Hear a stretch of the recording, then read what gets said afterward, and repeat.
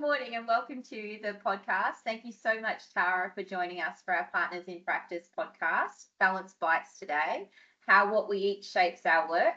Tara has an insider's view of veterinary teams and has firsthand seen the impacts of pressure points. Welcome to the podcast, Tara. Thank you so much for having me this morning, Tan. Let's get straight into it. You've worked with various teams and individuals, both veterinary-based. You've worked with high-performing sports teams and individuals, patients with chronic illness, and the general public. What do you think is the most common nutrition or stress-related obstacles our veterinary teams face? There is so many, and it's hard to choose just the most common ones because they do vary, and depending on the individual, of course, and what's going on in their lives.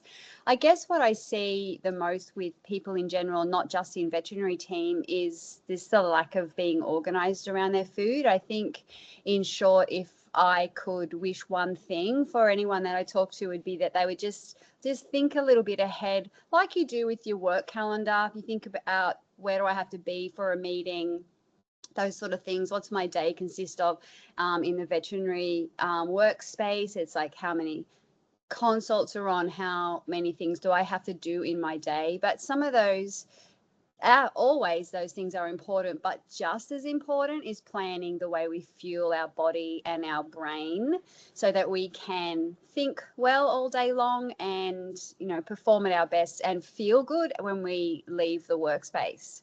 So I guess I would say preparation. That makes sense. Yeah, I can go on for ages, but I do see many people kind of the breakfast skippers are probably the ones that end up with the lowest amount of energy over their day. And yeah, that'd be the most common thing for me, would be saying that people need to prep more. So thinking about that, I suppose that's a really good point. No one can buy time. We've got busy schedules at work. We've got consults. We generally have a flow of the day. And most team members, whether they're veterinarians, they're techs, nurses, our customer experience or management, generally know what area they're working in that day. How can our leaders address, that, or what are some ways they can sort of promote that collective well-being or that managing the time around nutrition and well-being? Yeah, so I see it as right up there with an importance of so like making sure that your brain is fueled with glucose. So people that cut down on carbs earlier in the morning probably need to change the way they fuel their morning. But as your question was about what can leaders do, I would think that making sure staff are getting their breaks, making sure that they have a nice space to sit down and eat something often.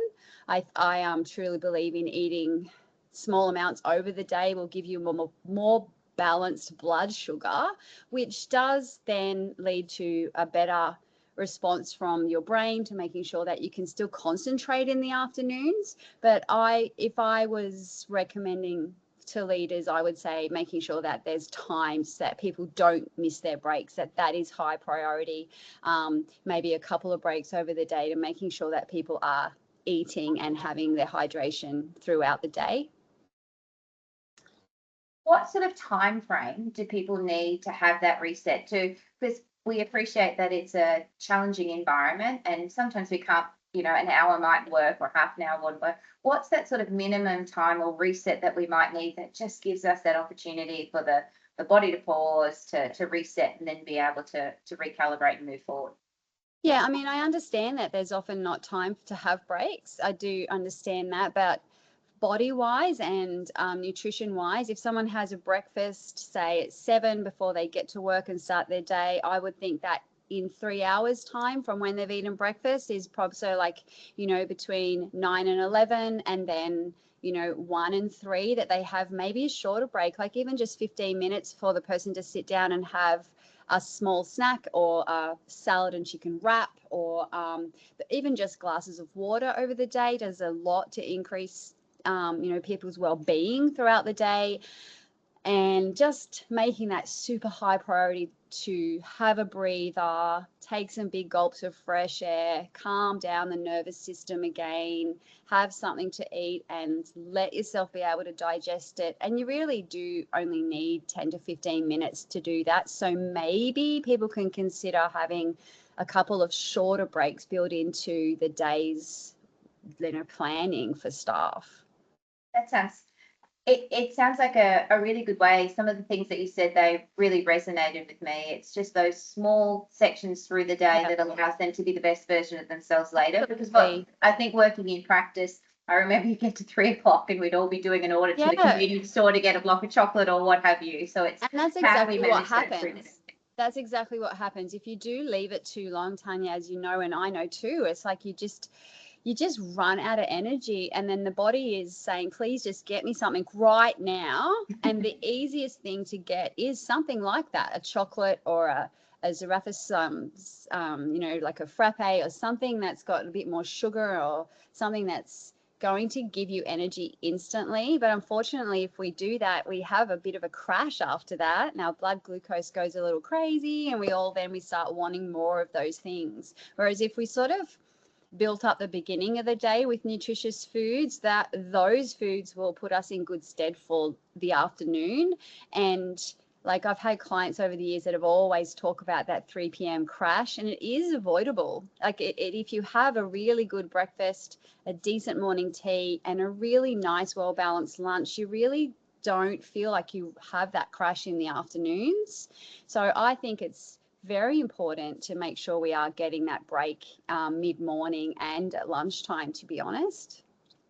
So thinking about that, there's a couple of things that just sat with me there. Nutrition plays a critical role in our stress management. And then you've also talked to me before we started this morning about how that can affect our communication and our interactions within a team. Yeah. Can you explain to our listeners that connection between what we eat and how our bodies respond to stress? And then maybe give us some insights into some foods that the team could focus on to help balance that mental and physical health? Yeah, definitely can. We all know the word hangry. And I know that one really well, just saying. Being put into the dictionary now, actually. And we've all got some friends like that definitely need to be fed little bits over the day. But no, if we wake up, we feel, we want to have breakfast, we eat breakfast, our body loves like that feeling of eating breakfast. We feel wholesome and balanced when we eat a balanced breakfast, which is, something like toast with, it can be very simple and just be like toast with peanut butter or toast and avocado, or just a bit of cereal with some yogurt and fruit. It's just having that nice balance. And then as that energy goes in our body, and then as that energy gets used up with what we're doing in the morning, our blood sugar starts to drop off, our cortisol rises because our day is stressful. We start to feel like we're getting a little bit more emotional. And food can really make, and that when we get emotional and hungry or hangry, I nearly said it, we start to make poor decisions. We react in a stressful manner with our language to our colleagues. We might not be able to concentrate properly in a difficult case. Our cortisol rises, our blood sugar goes crazy. And if we just ate things that I know I had so many things going in my brain, but if we're just eating something that's like a little bit of protein, fats, carbohydrate in the morning tea time, would you like suggestions, Tan? Is that what you were thinking? Yeah, love suggestions, because I'm going to be honest. You say all the words, and I'm so real life. And we're very good at nutrition in animals, and that's similar to, we think about our veterinary teams. They're amazing at looking at behavior in animals, but we don't necessarily observe behavior in humans. So can you give us some practical, like, put it down into 101s, proteins, fats, carbs? What are some things that we could include? Yeah, so if I would be for morning tea, I actually really value morning tea. I think if we leave it too long until we get to lunch, sometimes lunch gets pushed back a little bit, and it might be 6 or 7 hours before we have another thing to eat. We're much more likely to choose something that's not healthy because we are quite hungry, and our brain is very, very powerful in saying, get me this right now. Yes. And we sort of can't make decisions once we start to feel like that. And we get tired because we've run out of energy. And the first thing we want when we're tired is usually sugar, and because that gives us a lift instantly. But if we came in before that with something like maybe even a handful of nuts with a yogurt, or just a fruit with some nuts. I really like to double fruit with a protein because then the satiety is better, so it keeps us a lot fuller. So like having a piece of fruit with even just 4 or 5 almonds, or a piece of fruit with peanut butter is a favorite.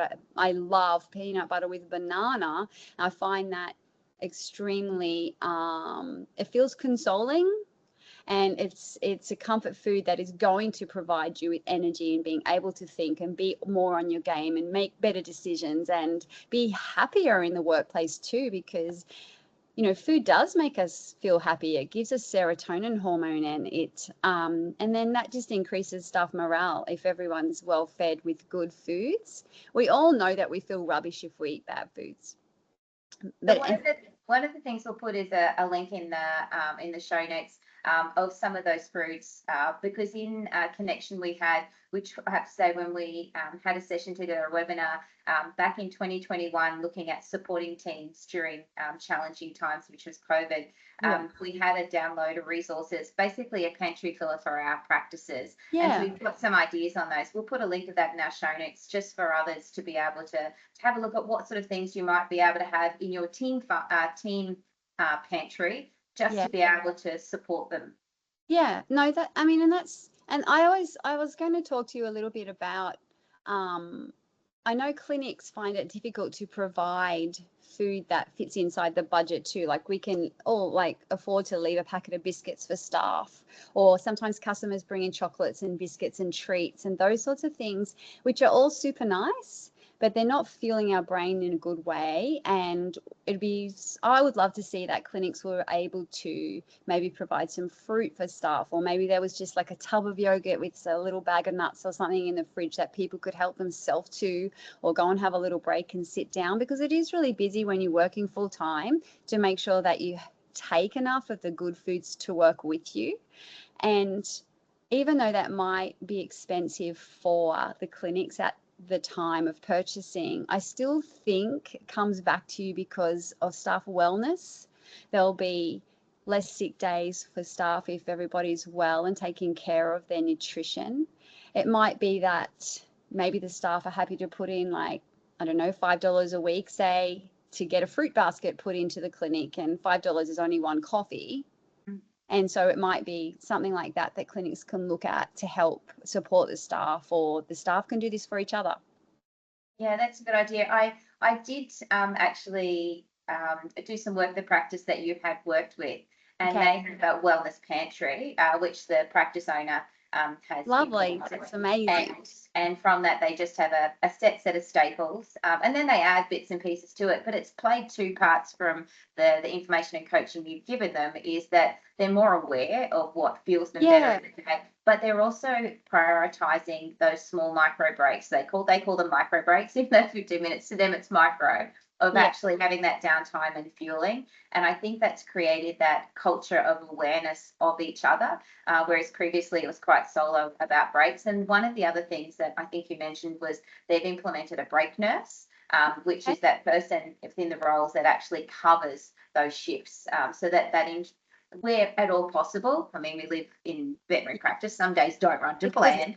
They have that person that covers that shift. So that's been a really valuable tool that you've shared. So I thought I'd give you that head back. That's really really well. good news. I mean, what I would love to see happen, I know is not all practical, but it's still good to have in the back of the brain, and so that clinics can start thinking about those positive impacts.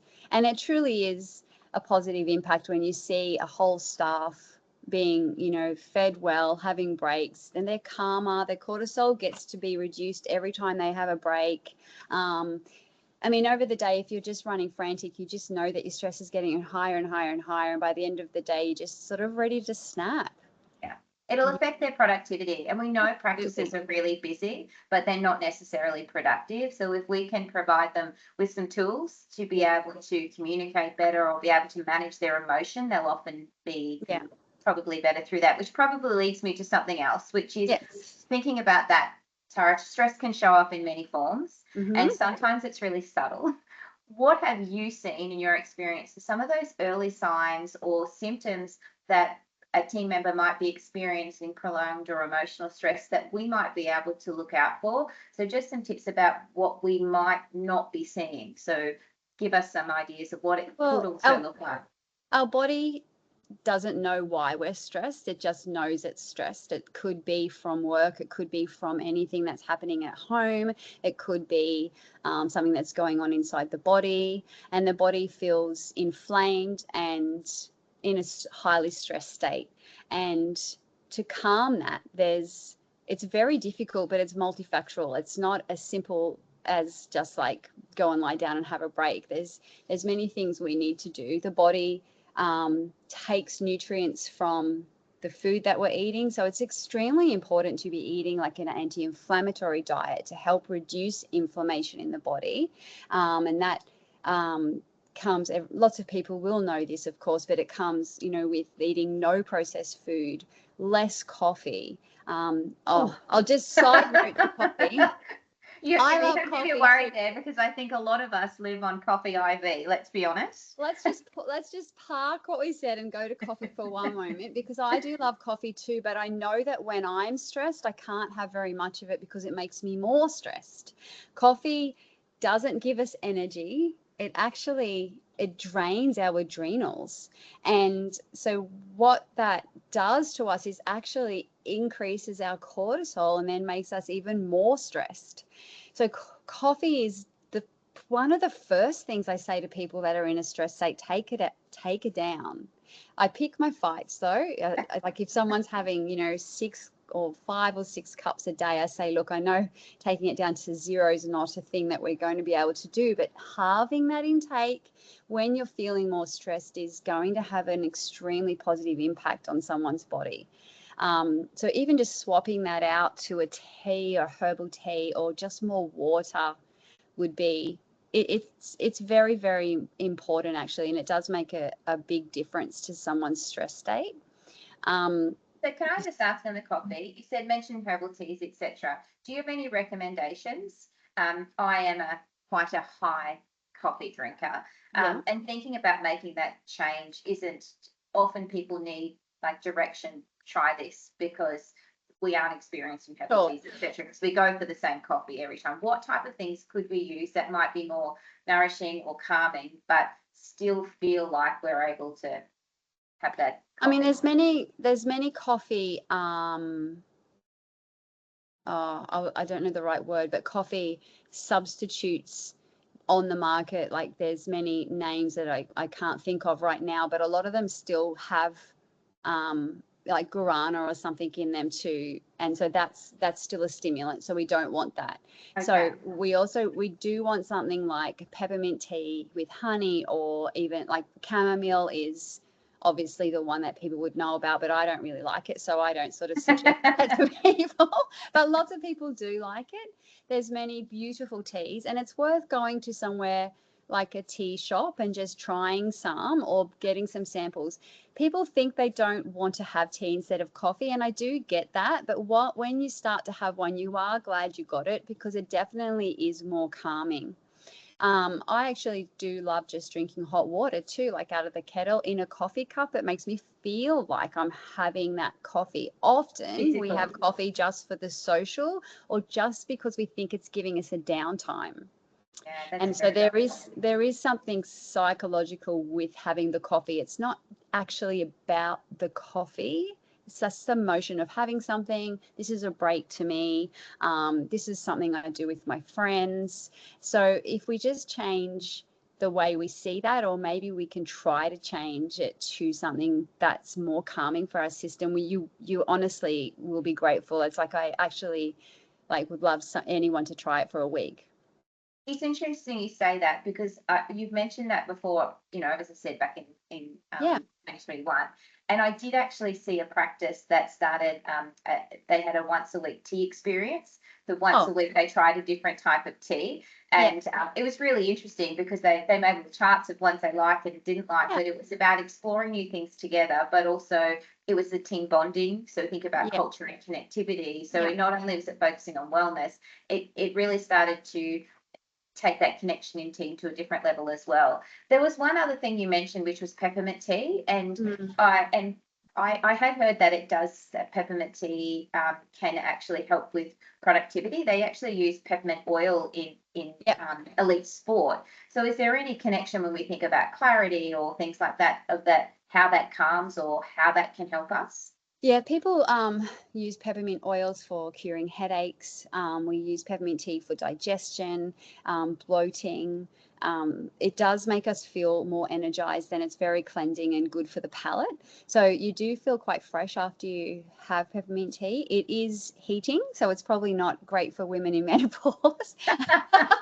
but We'll but remember that one. yeah, but you can also have spearmint tea. Spearmint is beautiful as well, and that's quite cooling. So they do tea all have different little actions. Lemongrass tea is extremely beautiful and good for our well-being as well. Rosehip tea is calming.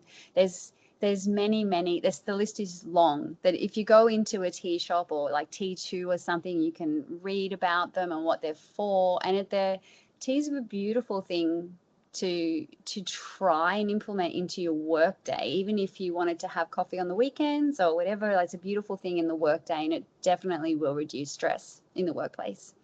Amazing. Yeah. Thank you. So But there's many things that will help reduce stress. So we have to go back to what let's go back to that one.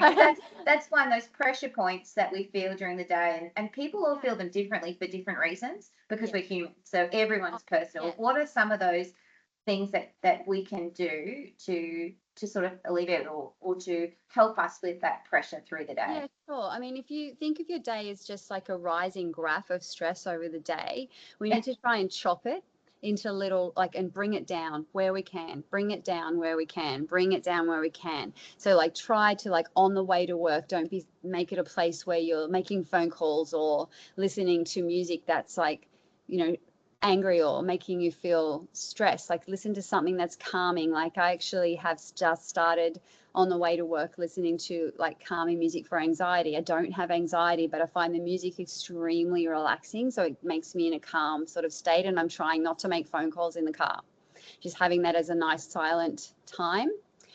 Making sure you're having enough sleep is the hugest. Sleep hygiene, it's a big thing, isn't it? Yeah. Sleep is so restorative, and you know yourself, and I know you do, Tan. If you're short on sleep, it's a cumulative stress in the body, and the body just loves that restorative sleep every night. So making sure we have great sleep hygiene. There's much to read on sleep hygiene. I won't start getting into that.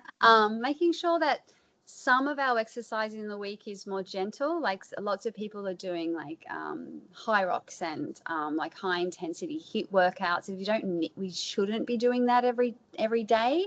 We should be sort of halving our week into more gentle exercise, because that is calming as well. Like, we talked about how stress shows in the body. High intensity exercise shows us stress in the body because it's inflammation. So people, yes, definitely go and do your exercise every day, get the fresh air, move your body. That is extremely beneficial to well-being. Those endorphin hits that we Absolutely. feel from it. Yeah. But some of it needs to be calm, like yoga or just gentle walking or a beautiful swim in the ocean. We don't always need to be doing a race or something like that. But that's high intensity. So we need to balance that out over the week as well.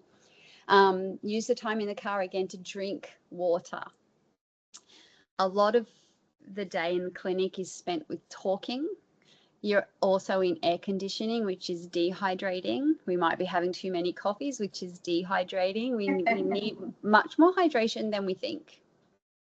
Yes, I think that's a really valid one. I think there are some teams I see, they've got their big water bottles everywhere, but maybe that's even, but do they get drunk? So really focusing not on always. That I agree with that. Yeah. We think our intention is not always what comes through. And I know most people's intention is to always eat and drink healthily over the day. Most of us wake up and we don't think, today I'm going to eat junk food all day, yay. I don't know many people that do that. But we mostly wake up and we want to have a healthy day because we absolutely know on a sublingual level, sorry, I can never say that we want to feel good. So our intention is excellent. So my advice is to make sure that we are prepared for that and supply our lunch boxes with lots of healthy options. And honestly, you can eat so much healthy food, and you won't, if you eat enough healthy food, you actually won't want junk food. I really like something you said a couple of sentences ago, and I can see the picture that the stress rises through the day.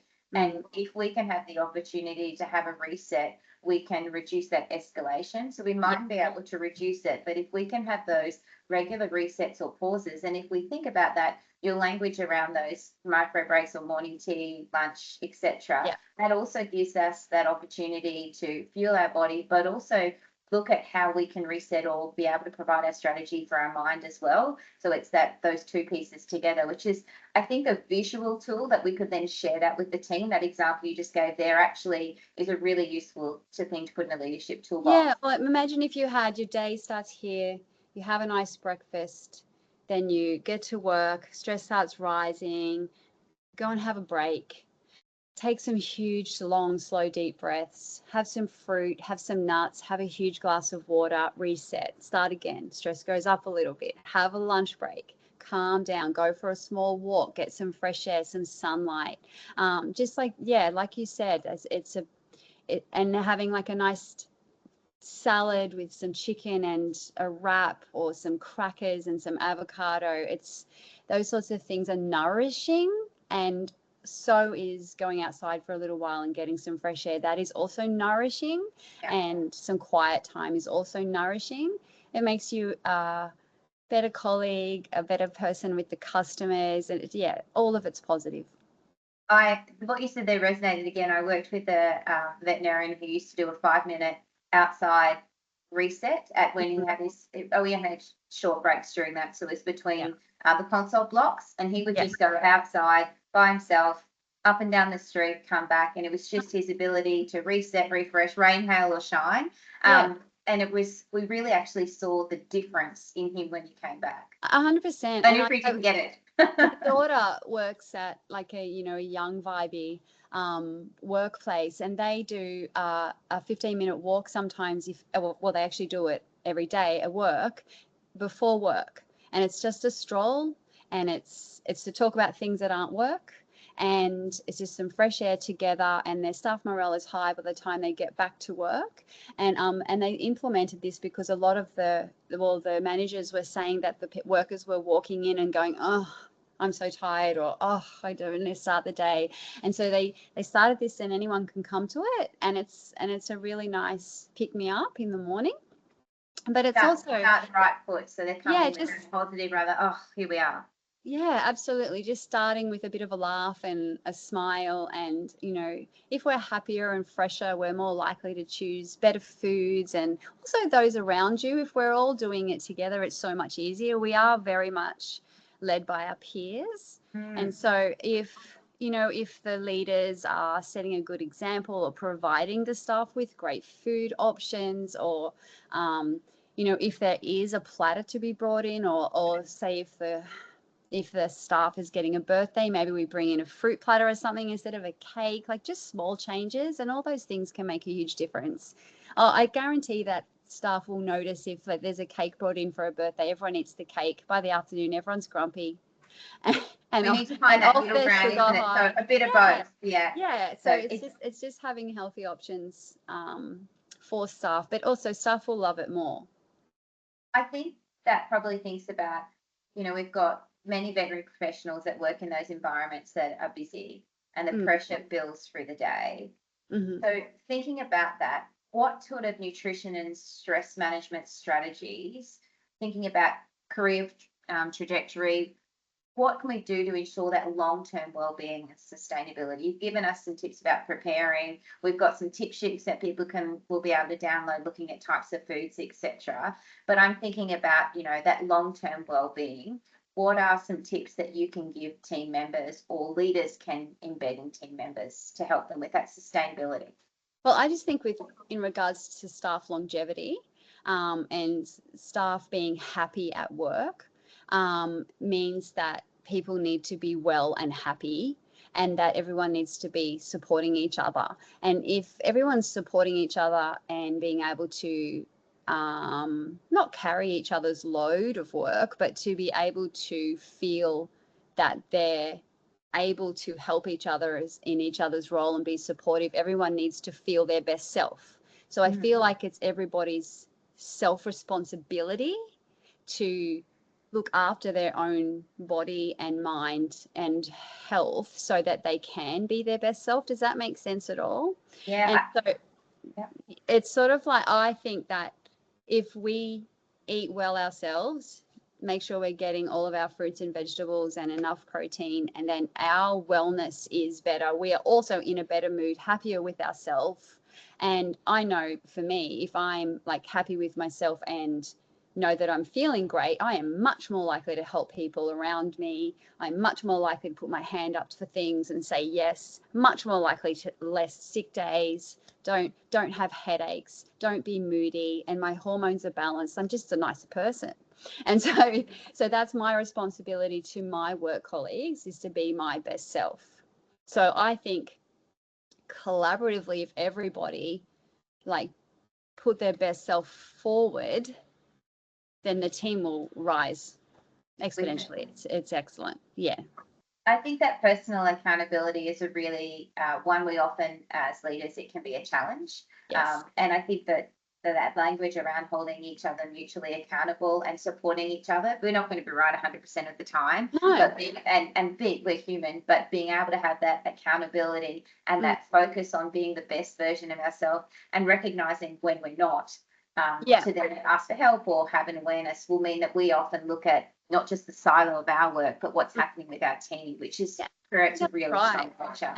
And it might be right for leaders to say, like, are you taking care of yourself?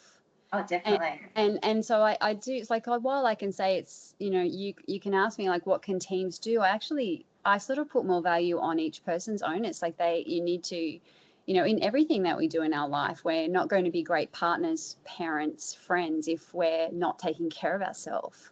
And we'd sort of owe it to our workplace too. If we're all doing it, then our workplace will be really productive. Everyone will be happy. Everyone can concentrate on the animals. We can all be nice to the customers, and hopefully, and hopefully, and go home still feeling like we could do something after work. Like having energy to go home and say, yeah, I can definitely like go and water my plants and do my washing and then make dinner for my family and be, a nice person. And eating well definitely does contribute to being happier. I think that's practical and it's small. We're not talking about, No. world peace or changing anything. It's No. being aware of what we do for ourselves and maybe just having, a self audit or a self reflection. And we'll add in, there's a self-care plan that will be downloadable as part of today's podcast that team members can fill in for themselves to set some strategies for self-care. So whether it is about their sleep hygiene, whether it is about their nutrition, just to map out where they are and what they can do. Coffee, the coffee one. I'm going to try the peppermint tea. I don't know how we'll go, but I'll give it as well. Yeah, we have Fun. to include phone time now. There's many things that contribute to our just teeny increments of stress load, and if we just start to bring those down, increase eating better foods, and our body can handle eating some treats. Yeah. But not every day. We need to sort of think about 80-20. If I'm eating great 80% of the time, my body can definitely deal with 20% of fun. And we all do start the day with good intentions. So if we can just supply a little bit more healthy foods in the morning time and into lunchtime with more breaks, our afternoons won't fall apart. That is the most common time for people to feel like they need to reach for the chocolate bars. If we think about veterinary teams, it's often the time when we have so much pressure that load. So if it's say a GP practice, we'll often have that between sort of 2:30 or 3 o'clock and 6 o'clock, where everything seems to self-implode, tasks don't get done, and then we have that rush at the end of the day. Yeah. And if I think about overnight and ECC work, it's that there's no structure, you never know what's happening, and then we can have all these things that get stuck. And so I think listening to you, if we can plan ourselves, managing ourselves, and thinking of that graph that you said and having those resets, then I'll have reset or have more of a chance of reset to be able to be more productive in that period, communicate more openly as well that I do need help or I'm done, have no help.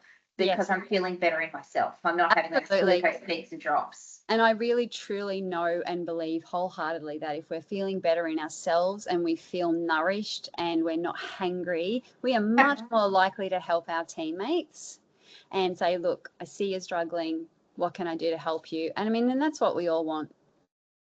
There was a practice I was in last week that actually have an Alexa that sets, it goes off at set times, which is their for their they have a wellness committee that set it up, and it's a reminder 3 times a day to have a nutrition, or they call it a mind break, a mind snack. And some people will have something to fuel their body. Some people will do a breathing exercise. Appreciating if you're monitoring an anaesthetic, it won't be for you at that moment, but that still gives 2 other opportunities to have a reset on that curve during the day. So I suppose it's a good opportunity for us to talk to our team and also get them involved in what we can do.